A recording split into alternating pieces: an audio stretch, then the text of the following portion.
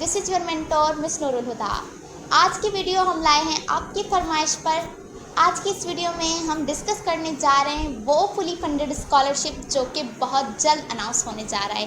जी हाँ dear viewers, हम बात कर रहे हैं जापान के नेक्स्ट अंडर ग्रेजुएट स्कॉलरशिप की। ये स्कॉलरशिप फुली फंडेड है और जापानीज़ गवर्नमेंट ऑफर करती है। यहाँ मैं आपको एक बात बताती चलूँ कि मास्टर्स और पीएचडी के लिए भी नेक्स्ट स्कॉलरशिप अनाउंस होता है, पर वो अलग से होता है। लेकिन जो स्कॉलरशिप अब अनाउंस होने जा रहा है वो नेक्स्ट अंडर ग्रेजुएट स्कॉलरशिप है। वो सिर्फ अंडर ग्रेजुएट के डिग्री प्रोग्राम्स के लिए अनाउंस होने जा रहा है। तो आज की इस वीडियो में हम डिस्कस करेंगे कि नेक्स्ट स्कॉलरशिप कब अनाउंस होने जा रहा है, इसके क्या बेनिफिट्स हैं, कौन कौन अप्लाई कर सकता है और इस स्कॉलरशिप के लिए कौन कौन से डॉक्यूमेंट्स रिक्वायर्ड हैं और इसकी डेडलाइन क्या होगी, ताकि आप स्कॉलरशिप अनाउंस होने से पहले ही अपने डॉक्यूमेंट्स रेडी रखें और जैसे ही स्कॉलरशिप अनाउंस हो तो आप फ़ौरन से अप्लाई कर सकें। तो आइए बिना किसी टाइम ज़ाया किए बढ़ते हैं अपनी आज की वीडियो की तरफ। तो आइए यहाँ पर हम सबसे पहले नेक्स्ट अंडर ग्रेजुएट स्कॉलरशिप का थोड़ा सा ओवरव्यू ले लेते हैं।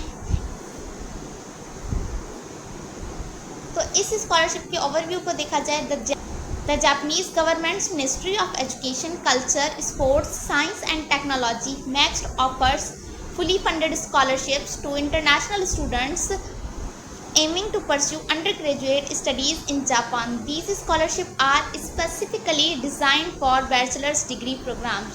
तो ये स्कॉलरशिप आपको जापान की गवर्नमेंट देती है और ये स्कॉलरशिप हर साल अनाउंस होते हैं। इसमें कल्चर, स्पोर्ट्स, साइंस और टेक्नोलॉजी के डिग्री प्रोग्राम्स ऑफर होते हैं और ये scholarship specifically bachelor degree programmes के लिए डिज़ाइन किया गया है।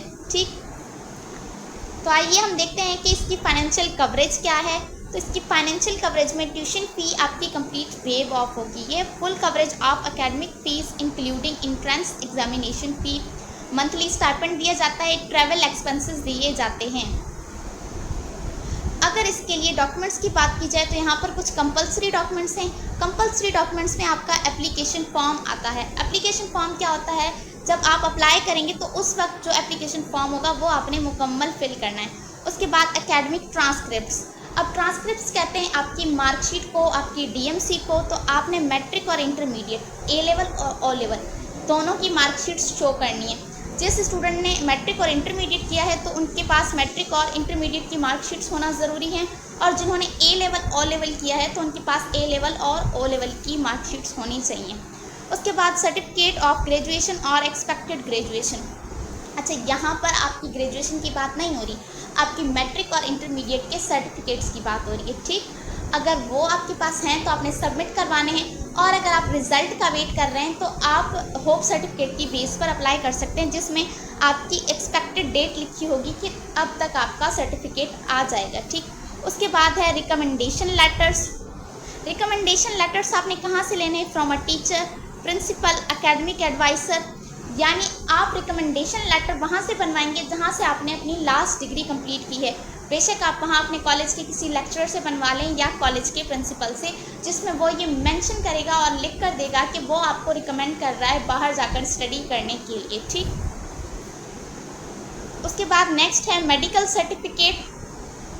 मेडिकल सर्टिफिकेट आपको बनवाना होगा जिसमें डॉक्टर ये कंफर्म करेगा कि आप गुड हेल्थ में हैं।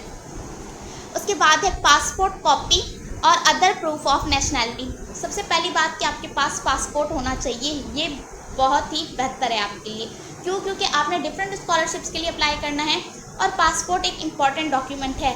लेकिन अगर इन केस आपके पास पासपोर्ट नहीं है तो आप दूसरा ऐसा डॉक्यूमेंट शो करें जो आपका प्रूफ ऑफ नेशनैलिटी हो।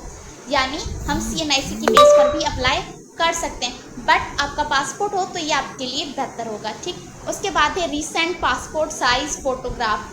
ये आपके कंपलसरी डॉक्यूमेंट्स थे, ये आपके पास होना लाजमी है। अब हम कुछ ऑप्शनल डॉक्यूमेंट्स देख लेते हैं। अच्छा, ऑप्शनल डॉक्यूमेंट्स ये होता है अगर आपके पास नहीं है तो भी ठीक है, अगर आपके पास हैं तो ये आपके लिए एक प्लस पॉइंट है। ठीक, और इससे आपको स्कॉलरशिप मिलने के चांसेस बढ़ जाते हैं। ऑप्शनल डॉक्यूमेंट्स में आइए देखते हैं कौन कौन से। Certificate of enrolment for students currently enrolled in an institution. तो आप इसको छोड़ दें, लेकिन अगर आप इस वक्त किसी भी इंस्टीट्यूशन में इनरोल हैं तो आप सर्टिफिकेट ऑफ एनरोलमेंट शो करेंगे। उसके बाद लैंग्वेज प्रोफिशिएंसी सर्टिफिकेट, यानी अगर आपने IELTS टॉफल्स वगैरह इस तरह का कोई टेस्ट दिया हुआ है तो उसका रिजल्ट भी आप शो करेंगे as a proof of language proficiency. लेकिन अगर आपने नहीं किया तब भी ठीक है। अचीवमेंट्स एंड अवार्ड सर्टिफिकेट्स, यानी आपने कभी स्पोर्ट्स में पार्टिसिपेट किया हो, किसी एग्जीबिशन में किया हो, अपने कॉलेज टाइम में कहीं पर भी, तो आपकी जितनी भी एक्स्ट्रा एक्टिविटीज़ रही हैं तो उनकी अचीवमेंट्स के, उनके अवार्ड्स के आपके पास सर्टिफिकेट होने चाहिए। अगर हैं तो वो होंगे तो इससे भी आपकी प्रोफाइल स्ट्रांग बनेगी। ठीक, अब हम बात करते हैं एप्लीकेशन की टाइमलाइन की कि ये कब अनाउंस होंगी और कब तक होती हैं। तो यहाँ पर मैं कंप्लीट इस पैराग्राफ को रीड आउट नहीं करती, मैं जस्ट आपको डेट्स बता देती हूँ। ये मोस्टली अनाउंस होते हैं अप्रैल में और मई तक इनकी डेडलाइन होती है, और मई में भी अराउंड लेट मई यानी मई की लास्ट डेट्स तक इसकी डेट जाती है, और ये हर साल अप्रैल में अनाउंस होते हैं। और लास्ट ईयर इसकी जो एप्लीकेशन डेडलाइन रही है वो 31 मई 2024 रही है, यानी ये अप्रैल में अनाउंस हो जाएंगे और इनकी डेडलाइन ऑलमोस्ट मई के लास्ट में होगी। तो ये थी हमारी आज की वीडियो जिसमें हमने नेक्स्ट अंडर ग्रेजुएट स्कॉलरशिप को मुकम्मल तौर पर कवर किया, और जिसमें हमने देखा कि नेक्स्ट अंडर ग्रेजुएट स्कॉलरशिप के लिए आपको कौन कौन से डॉक्यूमेंट्स रिक्वायर होंगे, इसकी डेडलाइन कब तक है और आपको क्या क्या बेनिफिट्स दिए जाएंगे। तो मुझे उम्मीद है कि हमारी आज की वीडियो आप लोगों को पसंद आई होगी। अगर आप लोगों को ये वीडियो पसंद आई है तो इस वीडियो को लाइक कर दीजिएगा, और अगर आप हमारे चैनल पर नए हैं तो हमारे चैनल को सब्सक्राइब कर दीजिएगा। मिलते हैं आपसे नेक्स्ट वीडियो में नई स्कॉलरशिप के साथ, तब तक के लिए अल्लाह हाफिज़।